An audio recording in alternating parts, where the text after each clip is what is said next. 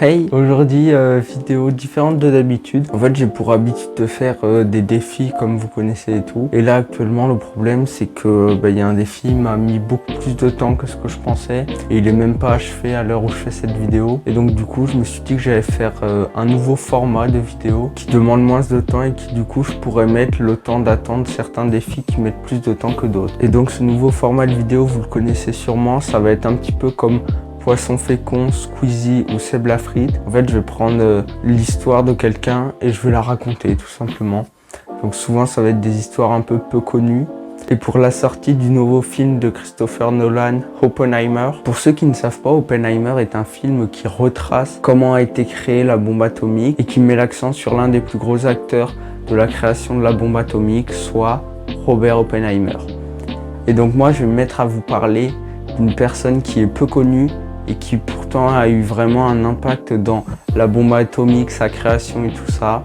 C'est bien évidemment Léo Szilard. Léo Szilard, en fait, ça va être la personne qui, avant tout le monde, a commencé à travailler sur la fission nucléaire. Léo Szilard, c'est l'un des scientifiques qui a écrit une des lettres qui a eu le plus d'impact dans l'histoire de l'humanité.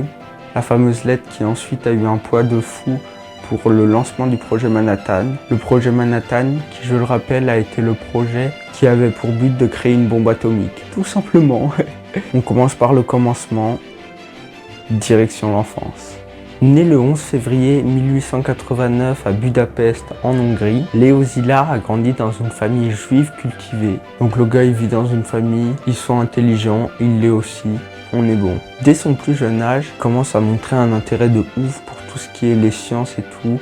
Il a une soif insatiable de comprendre le monde qui l'entoure, tout ce qui se passe. C'est un gars, on peut pas le laisser dans une pièce tout seul. Ensuite, on a ses parents, Louis et Tekla Szilard, qui ont vraiment encouragé Léo dans sa passion pour les mathématiques et la physique. Léo, quand il était petit, en fait, il était constamment en train de se poser des questions, à chercher des réponses. Il lui a rapidement valu une réputation d'enfant prodige. Durant son adolescence, il étudie à l'école de commerce et d'économie de Budapest, donc là où il vit, tout va bien. Et son intérêt par les sciences, l'école de commerce, on voit que c'est pas ce qui le fait kiffer et tout. Donc son intérêt pour les sciences, il fait vraiment que grandir et tout. Et aussi ses talents, parce que au-delà de son intérêt, parce qu'il adore les sciences, tout ça et tout, il est talentueux le petit Léo, il est fort. Et donc bien sûr, comme on s'en doute, ensuite, il va continuer dans les sciences, la physique, les mathématiques, tout ça. Il est à fond le gars. Et là, il fait plein de rencontres avec des personnes passionnantes qui sont vraiment dans son univers. Ensuite, après, il se passe pas énormément de choses, c'est un scientifique.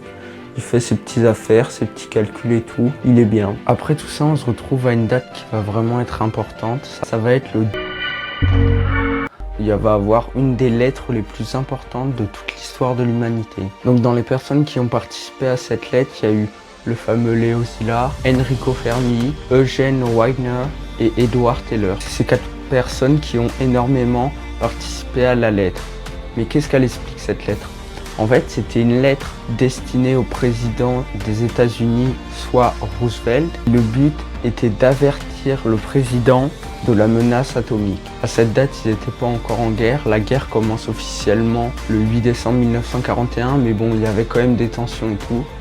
Et en gros, cette lettre, le but, c'était d'avertir le président de la menace nucléaire et surtout, que les Allemands, eux, de leur côté, n'attrapent surtout pas ça. Parce que si les Allemands ils avaient eu en premier la menace nucléaire, ça aurait été un chaos sans nom, Donc ces scientifiques dont Léo Szilard, ils sont bien gentils et tout, ils ont une lettre importante et tout, mais bon, ils ont pas un poids majeur, ils ont pas fait des choses incroyables et tout, et c'est là qu'intervient Einstein. Par son passé, Einstein, il avait déjà montré que lui, il s'y connaissait, c'était pas n'importe qui. Du coup, ensuite, après avoir réussi à convaincre Einstein de signer cette lettre, elle est envoyée au président.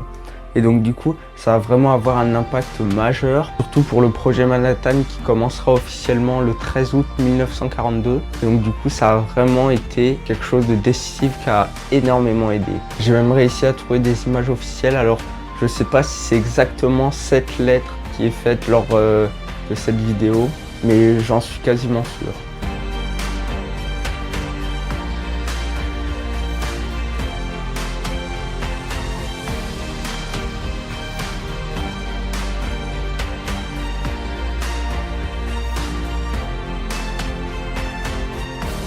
Ensuite, dans les événements, après cette lettre et tout, il se passe pas mal de temps et tout. Et le 8 décembre 1941, c'est la guerre aux États-Unis. La guerre est officiellement déclarée aux États-Unis. Donc du coup, il va s'en suivre beaucoup de choses et tout. Et en temps de guerre, c'est quand même difficile de débloquer des budgets pour des choses de non réelles et où on n'en sait pas énormément parce que de débloquer un budget pour, imaginons, créer une arme, pour développer une mitraillette ou un canon et tout, c'est beaucoup plus simple que pour créer quelque chose qui est invisible parce que atomique et tout, ça va être à une toute petite échelle invisible à l'œil nu. Donc du coup, c'est quelque chose où on ne sait pas trop et donc c'est très difficile de débloquer un gros budget, surtout pour ce genre de choses. Mais bon, 13 août 1942, il y a le début du projet Manhattan. Donc là, c'est un truc de fou. Le but là, vraiment, on a compris l'enjeu de la bombe nucléaire et tout. Et le but va être vraiment d'en créer une au plus vite et avant tout le monde. Au lancement de ce projet, il va avoir énormément de choses qui vont se lancer. Pour ne pas rentrer dans les détails, il va avoir énormément de laboratoires de créer dans plein d'endroits de l'Amérique. Il va se passer énormément de choses, mais ça, on va pas trop rentrer dans les détails. Ensuite, le 16 juillet 1945, là, c'est l'essai Trinity. L'essai Trinity, ça va être la première bombe atomique de l'histoire de l'humanité.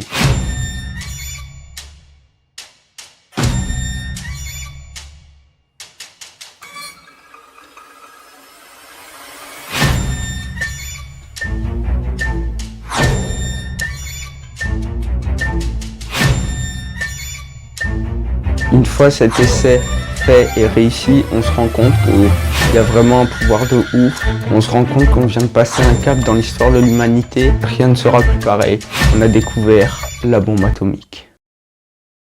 Une fois l'essai Trinity réussi, le but c'est aussi de faire peur aux Japonais. En gros, les Japonais, ils sont actuellement en guerre contre les Américains. Et donc du coup, le but, ça va être, grâce à cette arme, de les faire capituler. Et c'est là que Léo a une idée. Il a fait une pétition qui va être signée par 70 scientifiques, dont certains qui faisaient partie du projet Manhattan. Cette pétition, elle est directement adressée au nouveau président des États-Unis, soit Harry Truman. Le but va être de dire, faites une démonstration que les Japonais pourront voir, mais ne leur lancez pas de bombe dessus. Pour Léo, on le sait très bien, c'est un pacifiste, lui. Il veut pas avoir des pertes humaines et tout. Et je le comprends. Il veut pas avoir de pertes humaines. Et donc il se dit, je vais faire une pétition, peut-être ça pourra avoir son poids dans la balance pour ne pas faire exploser de bombes sur les Japonais.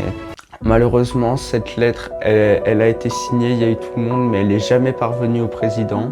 Et ensuite, comme on le sait, la bombe, elle a explosé sur 2 villes japonaises. Et on le sait, ça a été une des questions les plus controversées, de savoir est-ce qu'ils auraient dû lancer cette bombe ou non. Hiroshima was far more costly in life and suffering and inhumane than it needed to have been an effective argument for ending the war. This is easy to say after the fact. Ensuite, peu de temps après, le 14 août 1945, là, les États-Unis sont officiellement plus en guerre, c'est fini, c'est la fête partout, c'est incroyable. Ensuite, après la fin de la guerre, en mai 1946, il va y avoir la création du comité d'Einstein. En fait, le but de ce comité, ça va être de faire de la prévention et de faire comprendre aux gens l'importance de la bombe nucléaire et surtout les dégâts que ça peut faire, autant physique que matériel, qu'humain, tout ce que vous voulez. Dans ce comité, le président, ça va être Einstein. Le vice-président, ça va être Arnold Clayton Urey. Ensuite, Hans Bethe, Thiers Hogness, Philip Morse, Linus Pauling, Léo Szilard et Victor Weizsäcker.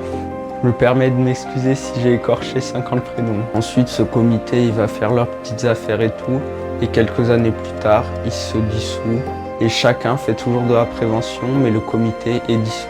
Et là, il se passe vraiment quelque chose de pas ouf dans la vie de Léo Szilard. Il se met à avoir un cancer de la vessie. Et donc lui, il va refuser les traitements classiques et il va concevoir sa propre radiothérapie. Tout ceci en 1959. Ensuite, un an plus tard, il va recevoir l'Award d'Albert Einstein. Donc cette fois-ci, il va être récompensé pour tout ce qu'il a fait avant. L'Award, il va être en l'honneur des contributions émises par Szilard dans le domaine de la physique et ses travaux en faveur du contrôle des armes nucléaires et de la recherche nucléaire pacifique. Donc Albert Einstein et Léo Szilard, ils étaient tous les deux à peu près d'accord que cette arme, fallait vraiment l'utiliser de manière pacifique pour créer de l'énergie. Et vu que toutes choses ont une fin, le 30 mai 1964, Léo Szilard décéda d'une crise cardiaque. Bien sûr, le cancer de sa vessie a eu un rôle dans sa mort. Mais bon, à l'âge de 66 ans, on a perdu l'un des plus grands scientifiques de sa génération. Sa mort marqua la fin d'un esprit brillant et visionnaire, dont les contributions à la science et à l'humanité restent toujours inestimables. Il a été bien sûr un acteur clé du développement de la bombe atomique et un fervent défenseur de l'utilisation pacifique. Je pense que le mieux pour finir cette vidéo, ce serait de vous laisser un extrait d'Oppenheimer vis-à-vis de la bombe atomique.